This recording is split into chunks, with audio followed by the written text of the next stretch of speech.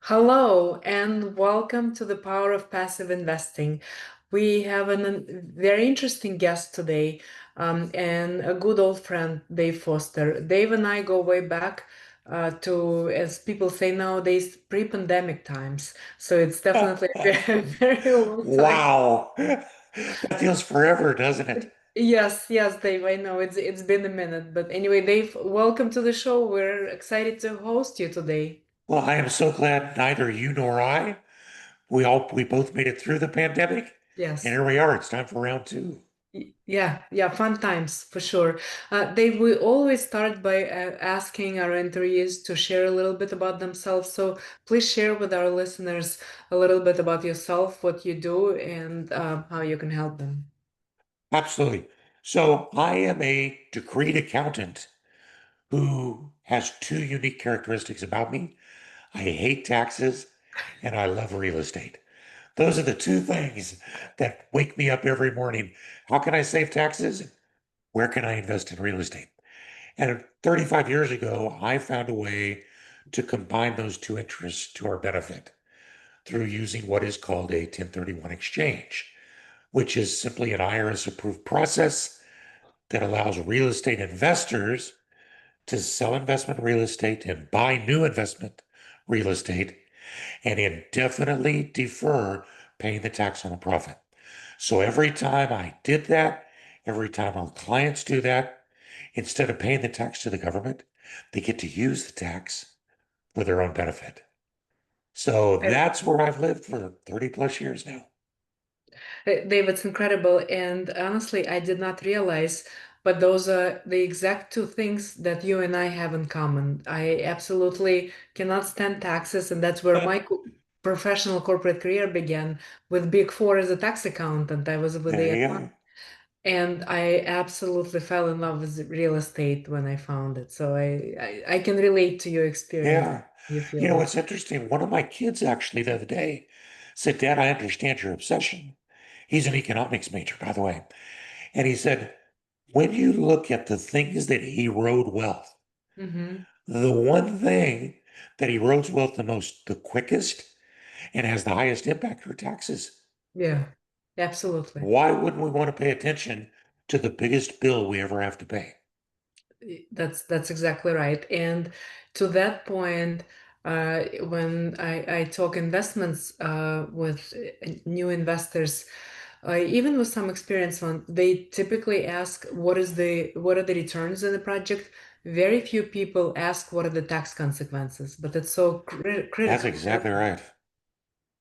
Yeah. Yeah, Uh, someone once said, one of my mentors once said, stop thinking about making money when you buy real estate. Because that's what everybody says. If yeah, you buy, you make money when you buy. So start thinking about how much you keep when you sell. And bingo. that's going to be the determiner of your wealth. Of course, absolutely, absolutely. Back to your bio. So now you're helping people save on taxes. Anything else you'd like to add in that department? You know, aside from just being a crazy real estate guy who can't live a day without trying to make a deal, what a fun time to be in real estate when our world is shrinking because of the internet and access to technological tools. So at the same time, though, then that means that the market for real estate is broadening dramatically. Of And course. so we're seeing people in California investing all over the country. We're seeing foreign nationals investing all over America. What a fun time to be in real estate. And it's still one of the two ways that every ruling group has ever ruled the world. The two groups that have always ruled, bankers and real estate owners. Indeed, I'm indeed. too lazy to be a banker, so I'll be a real estate owner. Sounds good. And to top it all off, Dave, not only people can invest anywhere, they can also leverage technology and AI to expedite their investments and make the process much faster and much smoother. Absolutely. I can't even imagine the kind of tools that you're using now. Think about that compared to 4 or 5 years ago Yeah. and how you're using that to boost the returns for your clients. Yeah, it's a fun time to be around. Definitely, definitely. So let's dive right in. So ever since we had the new administration in house, obviously a lot of people have been talking about the big beautiful bill, and we've talked about triple B from real estate investor standpoint, but I don't think we've touched it from 1031 perspective standpoint. So I would love to hear your take on how the triple B bill impacts 1031 investors, and what are the new advancements that you see that people started applying or haven't applied yet that you would encourage people to look into? Sure, absolutely. To do that, I want to take you back to 2016 Okay. and 2017 when there was the Tax Cut and Jobs Act Mm-hmm. that was instituted by none other than President Trump in his first term. Yep. And it really lit a fire under real estate investing for a couple of reasons. The first thing that it did in terms of 1031 is it solidified 1031 as a tool. Now, Mm-hmm. 1031 has been around since 1920. It's not that it's Wow. new. Yeah, it's always been around. But every administration that seems to need tax money looked at getting away with it. So during the years of President Trump's predecessor, every year it was looked at as part of the budget. Shall we get rid of that? Which meant that real estate investors were always a little hesitant to take advantage of the tool. Mm-hmm. 2017 Job Tax Cuts Act blew the door open because it solidified that. 1031 is going to be available, but 1031 was only going to be used for real estate. The reason why that's so huge is that that opened the door for him to put together his bonus depreciation part of the act Uh-huh. and accelerated depreciation and cost segregation. So it was right at that time, all of that exploded, which of Of course was right at the time that real estate was Yeah, exploding. very true. Go ahead, I'm sorry. No, no, I said very true. Please go Yeah. ahead. Yeah. So when he was defeated, the next administration went right back to the we need tax money, evil real estate investors, we're getting rid of 1031. Everybody starts to get scared again with good reason because they tried as hard as they could. But one of the greatest real estate owning groups in America? Congress. Hmm. Congress was not going to allow that to go away. So Yep. fortunately, that stayed, but there was always that uncertainty.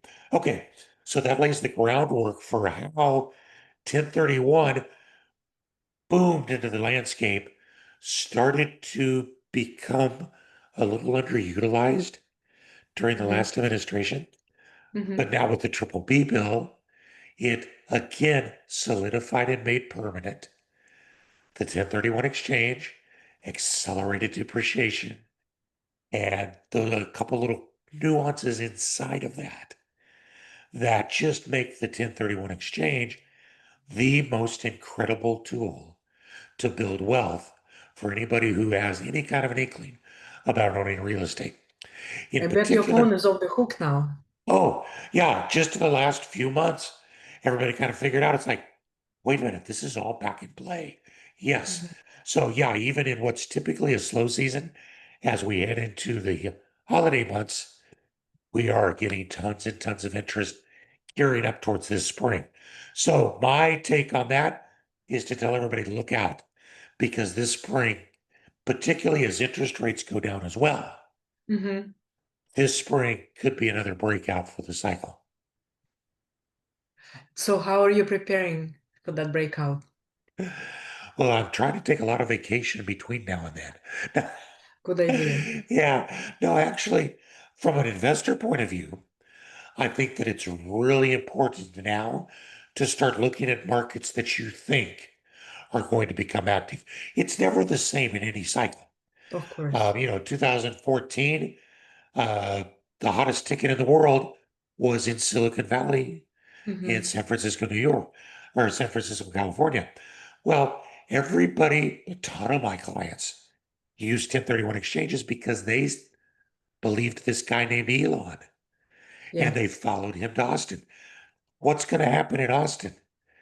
You know, you know as well as I do, once the residential market starts to become saturated, Hmm. then we see pressure to develop commercial projects. Of That's course. certainly going on in Austin right now for sure. What's the next residential market that's going to boom? Or what's the next one to exit? And those are the kinds of things that I think people should be studying every day so that they Agreed. can prepare themselves. Agreed. Agreed. Definitely makes sense. Thank you for that, Dave. So, with the Triple B bill, I know there were new developments and new enhancements to the short-term rentals. Let's dive into that. What are the new changes, or not so new anymore, that came out of the Triple B bill, and how should the short-term investors apply them? Yeah, the single biggest thing, and it's really, again, a continuation and a solidification of what the law was, Mm-hmm. um, is that vacation rental or short-term rental activities are not considered passive by the IRS. So all of our high net worth clients, in particular, what I call our white coat clients, folks Mm-hmm. in the medical profession, Mm-hmm. they love to invest in real estate, but the advantages that they got by simply buying into single family or even into commercial, if it was considered passive, their opportunity to take significant depreciation benefits was limited. Right. So they had to buy a ton of real estate to get any kind of benefit. And even then, it probably was not going to offset their regular income. Vacation rentals are the exception that blows the door off. And they actually fit into the model of what a lot of our high net worth clients want to do, which Mm-hmm. is, gosh, I'd love to have a place in Vail that I can rent out, but still use a couple weeks for my own vacations. Sure. So investing in vacation rentals can be treated in the right set of circumstances as active activity, which Mm-hmm. then means you get to take not just regular depreciation, but the bonus, the 100% bonus depreciation, which is oh so important Of course. in offsetting that. So now a very high net worth individual could conceivably, I mean, here's an example. They buy a large vacation rental in the Smoky Mountains, Mm-hmm. write off 100% of the building, the construction costs in Mm-hmm. year one, buy a couple $100,000 pickup trucks that are available to the renters and write those off using 179 depreciation. And all of a sudden they can offset close to $1 million in income in year Incredible. one. Now, what the IRS gives, the IRS takes away, right? So you got to be True. careful with that because when it comes time to sell, you're going to have to recapture that depreciation. And that's going to result in a very, very ugly tax bill. But this is where Dave comes into play because you can't defer all of that using the 1031 exchange and go buy two vacation rentals that you treat the same way and defer the tax in that way. And so it's possible to, again, use that depreciation as a really active tool, even though you're maybe above the limits where you normally would have in a regular investing situation. Dave, let me ask you, this question just popped into my head. Does the type of investing that you do impact 1031 exchange? In other words, let's say you have a 1031 short-term rental and now you're buying a commercial retail building. Can you do 1031 with those? That's the beautiful thing about the 1031 is that I actually call this the second D of 1031 investing, which is defer, Mm-hmm. because you can meet the real estate cycle wherever you perceive it to be, which means you can buy using the 1031 exchange, Mm-hmm. sell any type of real estate as long as it's investment real estate, and buy any other type of investment real estate anywhere in the country. So if you Amazing. think, well, the natural progression was it's this market started out 20 years ago almost in single family homes. Those started to get crazy. People started to then buy small multifamily. Then Yeah. everybody figured out, particularly the syndicators, oh my gosh, the large multifamily market's untapped. So they started to buy large multifamily. When Yep. that became overpriced, I think you're probably seeing some of it now. People are starting to turn towards some of the commercial markets Of with course. lowered interest rates and increased cap rates. So that's a natural progression that the 1031 will support every time. Just like if you think Washington's topped out, you can move your money via 1031 to Florida. Wherever Amazing. you see the market cycle, the 1031 will work with any type of real estate. Very nice. And what is the minimum term that you need to hold your property until you can 1031 it?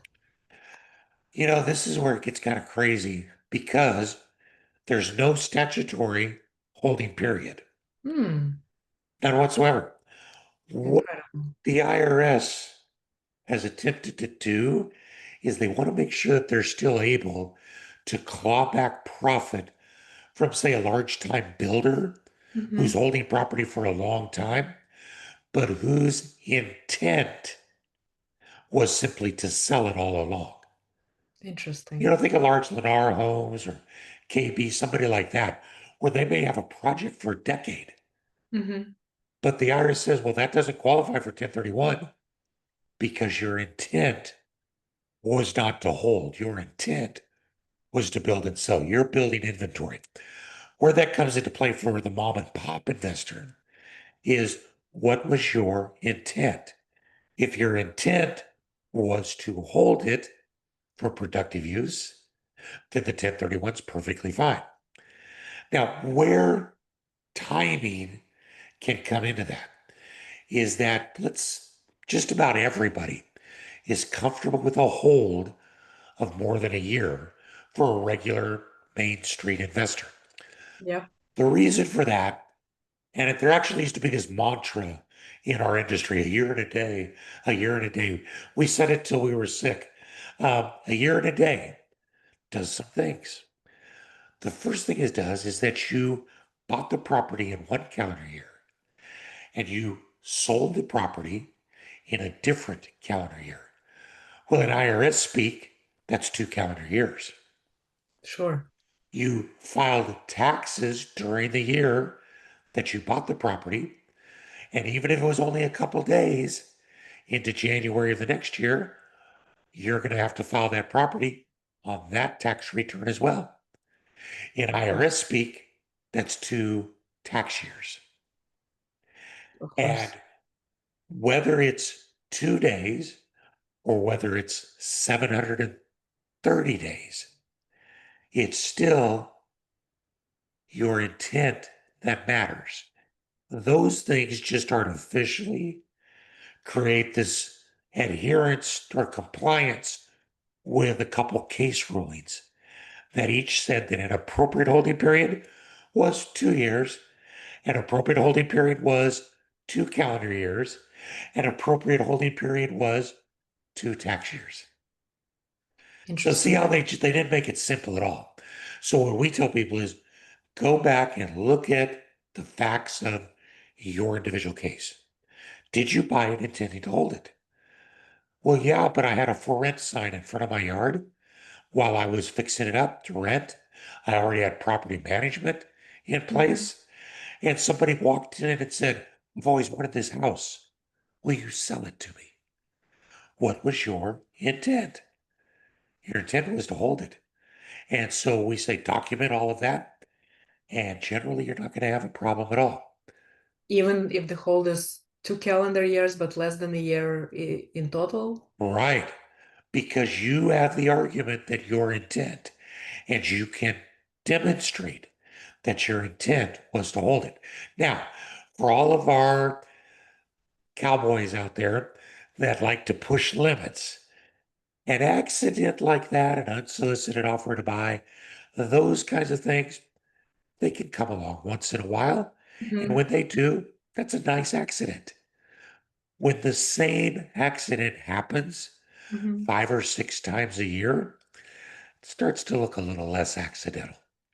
Yeah, So makes you sense. got to look in the mirror, say it with a straight face, have a good paper trail, have your accountant on board, but don't let just the holding period be your only guide. Makes sense. Makes sense. Dave, let's switch gears a little bit. You talked about how in the past, one of the top markets used to be Silicon Valley for obvious reasons. Now we all know that the economy, as well as some of the geopolitical events, may potentially impact real estate and what's happening in your neck of the woods, which is 1031 exchanges. So, with some of the recent changes and the elections that were over a little bit over a week ago, have you noticed any impact to 1031 exchanges? And please share where exactly. Yeah, absolutely. Interesting, there are a few markets that are out there that have been fairly exempt from the boom and bust cycle of the rest of the country. Mhm. I happened to be in Colorado in the mid 90s when it was boom and bust all over the place. It's kind of risen above that now. Florida is still boom and bust, but Yep. California, New York, New Jersey, Connecticut, those types of places seem to have the synergy and the critical mass where they don't go bust, they stagnate. And Yep. so instead of boom and bust, they will boom and then they'll go stagnant and then they'll boom and they'll go stagnant. And for whatever reason, that's kind of their cycle. So what we're seeing that's really, I don't know, I have a clue how it's going to play out. But what we're seeing in New York because of that crazy mayor election is people don't know what to think. Some of them are ecstatic and thinking that this is going to be the resurgence of New York. Some of them Sure. are terrified and think that it's the death of real estate as a good investment in New York. Now, remember, that was only a mayor. So New York's a big state with a lot of It is. submarkets in it. But what's funny is that even our northern New York markets that have been very stable, of Buffalo, Albany, those types of places, people are scared up there. And so what's happening though is that there's this rush. We got to get out. And where do they go? Where has every New Yorker ever gone? Florida. Of course. Oh my gosh, yeah. As a matter of fact, the two great migratory paths into the state of Florida, if you're in Michigan in the Midwest, you come right down I-75 and you settle on the west coast of Florida. If you're Hmm. from the upper Northeast, you drive straight down I-95 and you stop when you get to Palm Beach and you see the orange trees. It's as easy as that. So, yes, right now we're seeing an incredible panicked demand. And I say panicked because I'm not sure Mhm. they really know what's going on yet. But panicked demand to say we're getting out of New York, and a ton of them are wanting to come to Florida. Now, the next few months, I think will start to show how real that is. But the point, the takeaway that I'm giving to people is that's fine. Whatever you want to do, just remember you can take your tax with you. So why spend $100,000 and pay tax on some property in New York City just for the privilege of getting it out of there, if that's what you want to do?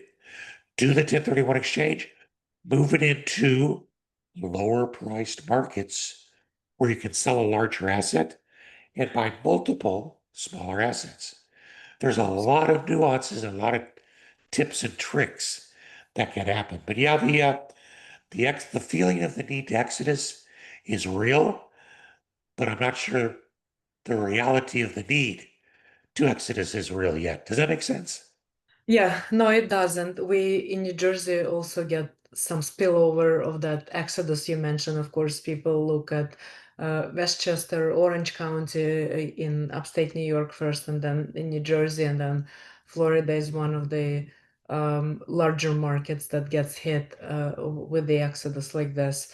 But I agree with you. Only time will tell what happens. I mean, the new mayor hasn't even started yet. We're still in 2025. But we'll see where the next 4 years will take us. We've seen the exodus during the pandemic, and that was primarily to Florida, as you mentioned. Yeah. That drove the prices in Florida to the insane limits, and that's why I feel like they are more or less stagnating now. They're not moving in any direction. And actually, many of the markets in Florida have seen a significant clawback, as much as 30 to 40% in Hmm. certain markets. Now, that's a bad thing if you own that real estate, but what is that if you're looking to move in? That's a buying opportunity. Yep, And that's how the market works. It's never been any different. It's always the same. You just can't time it, and you're never quite sure till it happens where it's going to pop up. true. David, for our listeners, as far as 1031 exchange, does it only apply to investment properties or can you do it with your personal property as well? There's a little twist. Let's have some fun because we'll talk about that in a second. But the Sure. general principle is it is only for investment real estate. The Okay. rules for your primary residence are actually much better because if you buy a house, move into it, and if you have lived in it for 2 out of the 5 years immediately preceding the sale, you get to take, if you're married, the first $500,000 of profit tax free. Oh my Mm, gosh. You can do that once every 2 years. that's In my mind, that's the greatest opportunity that's out there because every time you sell a house you lived in, that money's tax free. That's like getting a tax free check for annual income 8 or 10 times in your life. And that's awesome. But speaking of our New York friends, there's a way to combine those two. hmm. Let's say that you have, I know $1 million doesn't buy you anything, but the example works better. But you got $1 million brownstone in Brooklyn, and you got $1 million of gain in that. Well, if you sell it, you're going to get 500,000 tax free, but you're going to have to pay tax on the other $500,000. But if you move out of that property, put a renter in it, go move to Florida if that's what you want to do. Or maybe you've already 1031 exchanged into properties in Florida. Go Mhm. convert one of your properties in Florida to your primary residence. So now what have I done? I converted my primary to investment. I converted an investment to my primary. With me so far? Yeah. After a year, I now decide to sell my investment property in New York because I'm still convinced it's the time to sell. Hmm. When I do that, because it's investment property, I'm going to do a 1031 exchange. And I'm going to use the money to go buy new investment real estate of any type anywhere in the country. Hmm. But wait a minute. Haven't I also lived in that property for 2 out of the previous 5 years? I sure have. So I also get to take the first 500,000 Oh, tax wait. free. Oh my God. Are you Yes. serious?